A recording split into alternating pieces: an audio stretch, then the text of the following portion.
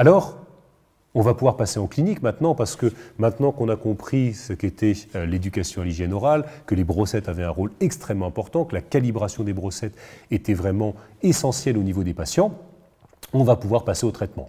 On ne va pas revenir sur la prévention du patient porteur sain, la prévention primaire, ça on a vu, c'était uniquement d'en faire un enseignement, des techniques d'hygiène orale qui soient efficaces, à la fois au niveau de la zone marginale et de la zone interdentaire, par des brossettes interdentaires. Petit aparté où je ne suis pas sûr de l'avoir bien précisé, le jet dentaire élimine les aliments, mais pas les bactéries. Donc au mieux elles sont propres, mais pas les bactéries. Le fil dentaire élimine les aliments, permet de passer là où on a des dents qui sont très serrées, mais élimine peu efficacement les bactéries. On va plus éliminer un bourrage alimentaire, c'est mieux que rien, mais ce n'est pas parfaitement efficace. Les cure-dents sont agressifs pour les espaces interdentaires et les cure-dents siliconés éliminent les aliments mais très peu les bactéries. Et on a cette étude de 2018 de Kotsvakis qui montrait que le plus efficace c'était les brossettes interdentaires, puis le fil dentaire, puis le jet dentaire et enfin les cure-dents. Donc attention, le jet dentaire ça peut être un petit plus, souvent ça donne une impression de fraîcheur aux patients, ça élimine les aliments mais ça n'est pas efficace dans l'élimination des bactéries. Ce n'est pas parce que ça n'est pas efficace globalement que ça ne peut pas être efficace pour un patient. Tout dépend de son immunité. Qu'est-ce qui est le plus efficace, non traumatisant et accepté par le patient. Et c'est là où, comme je vous dis, on va toujours s'ajuster. Néanmoins, les brossettes sont indispensables sur tous les patients. Et c'est un peu, si vous voulez, parce que vous avez... alors je pense qu'elle va m'en vouloir, peut-être qu'ils me feront couper cette partie-là, mais globalement, vous aviez Alexandra qui vous a fait une partie superbe de formation sur le retraitement endodontique, etc., et avec qui je me battais justement sur est-ce que les brossettes interdentaires sont indispensables pour tous les patients. Et je lui ai dit, à partir du moment où tu utilises du fil dentaire, si tu n'utilises pas de brossette interdentaire, tu ne peux pas avoir un brossage interdentaire efficace, et donc j'ai 95% de chances de déclencher des saignements et donc je parie un apéro que je vais pouvoir déclencher des saignements chez toi. La mauvaise nouvelle pour moi, c'est que j'ai perdu mon pari puisque effectivement je n'ai déclenché aucun saignement interdentaire. La bonne nouvelle pour moi, c'est que j'ai quand même retiré de la plaque interdentaire malgré l'utilisation du fil dentaire. Ce qui veut dire que chez cette patiente, finalement, l'hygiène qu'elle avait, qui était déjà excellente, il faut le dire, sinon je vais me faire taper dessus, son immunité était suffisante pour permettre d'endiguer et de n'avoir aucune inflammation. Donc à la rigueur, elle est efficace, je peux ne pas changer les choses. Néanmoins, j'avais quand même du biofilm en interdentaire, donc à partir de ce moment-là, je sais qu'elle est passée aux brossettes et je suis quand même à moitié content. Voilà pour la petite histoire. Revenons à la prévention secondaire. Prévention secondaire, on a la lésion précoce et la lésion établie. Lésion précoce, finalement, on l'a vu au niveau histologique, on allait voir, on commençait à voir l'inflammation et qu'on avait ces modifications. Donc, qu'est-ce que c'est finalement la lésion précoce? Eh bien, voilà une gingivite précoce sur le patient. Et cette gingivite précoce, eh bien, on va la prendre en charge. Donc, j'ai un patient qui a de l'inflammation, il a des dépôts de tartre, il a une gencive œdémaciée qui est rouge, qui est saignante, qui ne passe bien sûr pas de brossage interdentaire. On va appliquer du révélateur de plaque sur ce patient pour visualiser le biofilm et on va voir que, bien entendu, comme à chaque fois, j'en ai parlé, on va avoir au niveau marginal et interdentaire les dépôts de plaque. Donc là, encore une fois, j'utilise mon aéropolisseur pour permettre d'éliminer le biofilm, éliminer efficacement au niveau marginal. On éliminera au niveau interdentaire donc le tartre avec les ultrasons. Alors, est-ce qu'on utilise d'abord l'aéropolisseur? Est-ce qu'on utilise d'abord les ultrasons? Personnellement, je m'en moque. Quand j'ai plus de coloration ou de plaques, j'utilise d'abord l'aéropolisseur. Quand j'ai plus de tartre, j'utilise d'abord les ultrasons. Peu importe. La seule chose, c'est qu'on n'utilise pas les ultrasons sur une gencive hyper-inflammatoire. Parce qu'on va créer une bactériémie importante et que même s'il y a un abcès, l'air peut passer sous le lambeau, enfin sous la gencive et créer même des emphysèmes. Donc attention, quand la gencive est très inflammatoire, pas d'aéropolisseur en première intention. Voyez mon insert, on reconnaît l'insert H3, le réglage en goutte à goutte au niveau de mon insert, et mon insert va travailler au contact du front de tartre. Vous voyez, la pointe vibre au contact du front de tartre à moins de 30% de la puissance, et vous voyez, à peine je passe au contact de la gencive, le tartre se décroche. Je n'ai pas besoin de gratter, je laisse vibrer mon insert, et en laissant vibrer mon insert, le tartre se décroche efficacement. Là, je suis principalement, vous voyez, en supragingival, légèrement en sous-gingival. Pourquoi? Parce que je n'ai pas de poche chez ce patient. j'ai un léger œdème de la gencive, mais je n'ai pas de poche, je suis sur des bactéries qui sont principalement gram-positives, on est sur une gingivite qui pourrait être dite superficielle. L'avantage d'avoir des inserts qui sont coudés, on le verra encore plus sur le patient suivant, c'est que je peux passer en interdentaire sans piquer l'œdème lingual. Puisque si j'ai un insert droit, ma gencive est gonflée en lingual, et quand je vais passer, je vais piquer la gencive, le patient va avoir mal. Là, en fait, l'insert ressort, et donc l'avantage, c'est que c'est extrêmement peu douloureux. Alors, de vous dire que je fais ici mon traitement, et voyez cet ultrason vraiment au contact du front de tarte, que je fais mon traitement sans analgésie ici, vous allez me dire, oui, moi aussi. Et c'est très bien, parce que ce que je veux vous montrer, c'est que le traitement que j'effectue pour le patient porteur sain, pour la gingivite superficielle, pour la gingivite sévère, pour la parodontite superficielle, la parodontite modérée ou la parodontite sévère, va être exactement le même traitement, avec les mêmes instruments, de la même façon. Et ça va simplifier énormément nos protocoles. Donc vous voyez, je peux passer en interdentaire, et une fois que j'ai éliminé tout ce tartre interdentaire, je vais calibrer mes brossettes interdentaires. Donc là, j'ai une sonde de calibrage qui me permet d'avoir une idée sur les tailles, mais surtout, je les passe en interdentaire, je montre au patient que les brossettes passent, je lui montre que ça saigne, je lui dis que oui, ça saigne, c'est normal que ça saigne, que ça va saigner pendant 2-3 jours, et que s'il est fait tous les soirs, le saignement va complètement s'arrêter. Car si on ne prévient pas le patient, n'oubliez pas qu'il va arrêter de passer les brossettes. Les brossettes passent dans plus de 90% des espaces. En revanche, parfois, elles peuvent ne pas passer ou avoir besoin d'une double angulation, comme on va le voir un peu plus tard. Ce qui veut dire que si on n'a pas essayé dans la bouche du patient, dans tous les espaces, et vérifié que ça passait, si ça ne passe pas, le patient va se blesser, il va se faire mal, il va se décourager et il arrêtera le traitement. Le patient ici n'a eu aucune prescription de bain de bouche. La gencive, et vous voyez, relativement inflammatoire une fois qu'on a terminé, mais peu saignant. Et ce patient, on va pouvoir le revoir 3 semaines plus tard. Donc là, c'est le patient lorsqu'il est venu nous consulter. On voit bien cette gencive œdémacée inflammatoire. Le patient, après 3 semaines, on voit que la gencive a déjà commencé à dégonfler.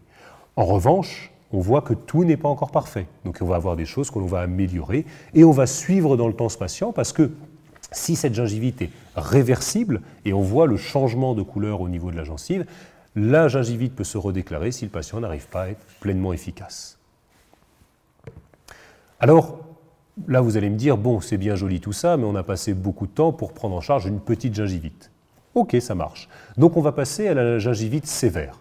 La gingivite sévère, rappelez-vous, on se retrouve quasiment dans la même écologie bactérienne finalement que nos parodontites, puisqu'on va avoir des fausses poches. Et cette gingivite sévère, eh bien, c'est ce fameux patient.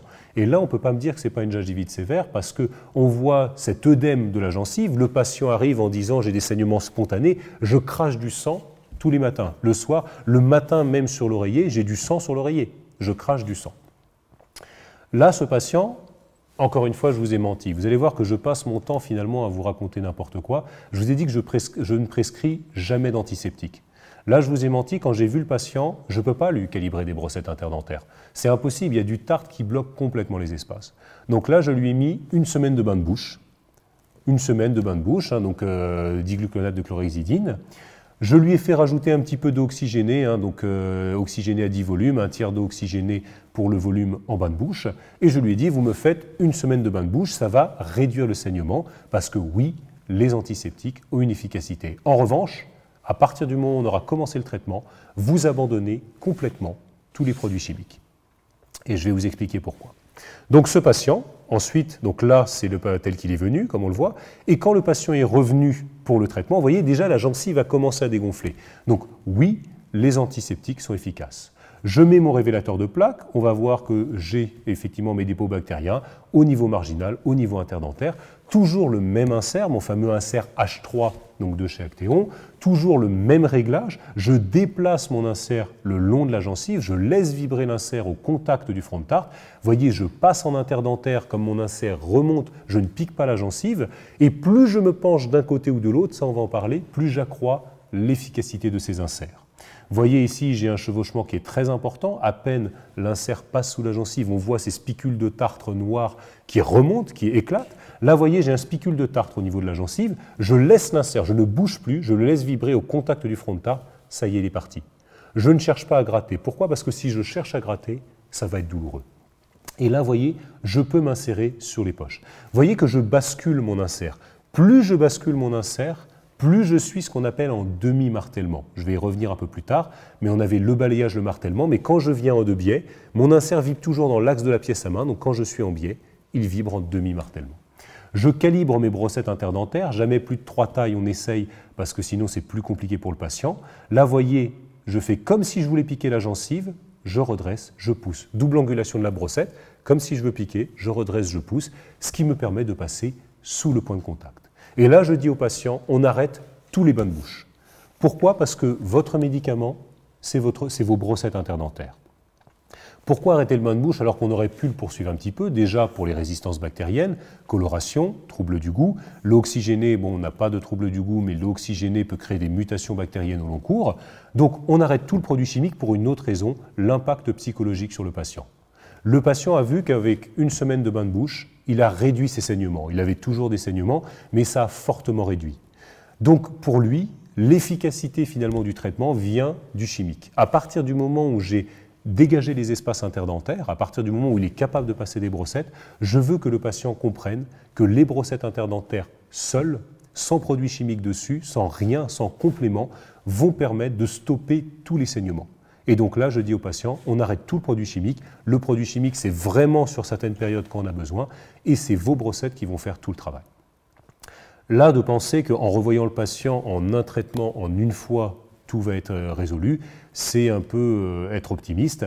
Donc ce patient, ce traitement que j'ai fait au niveau des gencives, je n'ai passé qu'1 heure pour passer partout. Et même si j'en laisse un petit peu, je m'en moque, ce que je veux, c'est pouvoir libérer les embrasures, lui permettre d'amorcer le traitement au niveau des brossettes interdentaires et éliminer au maximum les bactéries. Ce patient, je le revois 3 semaines plus tard. 3 semaines plus tard, regardez l'état des gencives. Bien sûr qu'elles sont encore un peu inflammatoires. Regardez les papilles qui commencent à se remettre. C'est là la preuve que, même si je ne vous ai pas montré de radio, je suis bien sur une gingivite puisque je n'aurai pas de perte du feston parodontal. Donc oui, il me reste un peu de plaque. Je vois cette fois que comme mes gencives sont nettement moins inflammatoires, moi je suis feignant, donc je veux gagner du temps. Et donc j'utilise les aéropolisseurs. Ce cas clinique, c'est un cas qui est beaucoup plus ancien que les autres que vous avez vus. Et donc j'avais les anciennes versions des aéropolisseurs. Et voyez toutes les quantités de poudre qui arrivent dans la bouche. Là, je peux vous assurer qu'il y a aussi de la poudre par terre au niveau du fauteuil. Et vous allez voir que quand je passe au niveau de la gencive, on va bien le voir là sur la papille entre 11 et 21. Vous voyez, entre 11 et 21, je suis touché la gencive. Et on voit encore cette zone dépapillée ici. On voit tout à fait que j'ai supprimé une partie de l'épithélium. Donc les aéropolisseurs, on disait attention, c'est douloureux, c'est très violent, etc. Vous avez vu que les autres que j'ai utilisés, rien du tout, aucune blessure. Donc tous les aéropolisseurs ne sont pas de bonne qualité. Et là, vous voyez, on voit encore la désépithélisation. Et là, qu'est-ce que je suis en train de faire? Je recalibre mes brossettes interdentaires.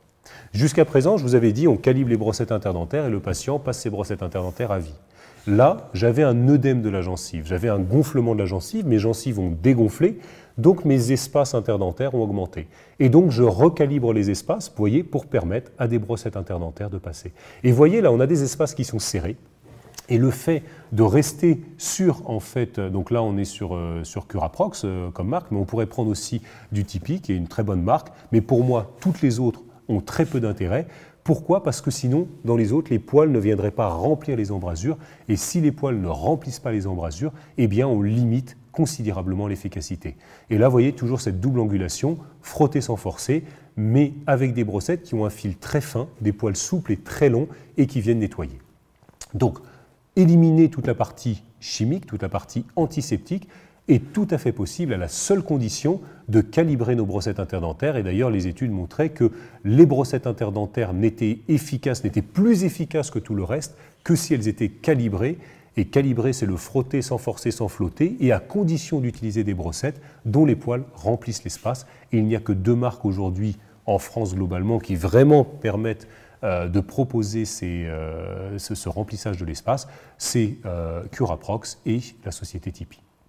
Et on va recalibrer dans les espaces. Donc vous avez vu, on était au début à 3 tailles, maintenant on n'est plus que sur 2 tailles. Et là, le patient va pouvoir garder ses tailles.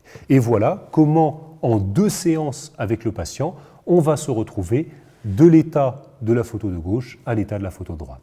Alors, si on veut être un peu tatillon, on pourrait dire c'est pas parfait non plus. Et non, effectivement, c'est pas parfait. Ici, c'est une canine incluse dont on voit la pointe qui dépasse un petit peu. Ici, on a encore un petit peu d'inflammation qui est marginale, mais qui n'est plus en rapport avec le bactérien, on voit que notre patient a une béance antérieure, donc une certaine sécheresse buccale, qui maintient une petite inflammation à ce niveau-là. Donc certes, tout n'est pas parfait, mais néanmoins, en 2 rendez-vous, on a changé complètement le rapport à sa bouche au niveau du patient. Alors là, moi j'aurais une question à vous poser, c'est quelle va être la différence finalement de traitement entre cette gingivite qui était sévère et une parodontite qui serait superficielle, où je vais aussi avoir des poches, même si ce seront des vraies poches et pas des fausses poches. Quelle va être la différence? Eh bien, il n'y aura pas de différence.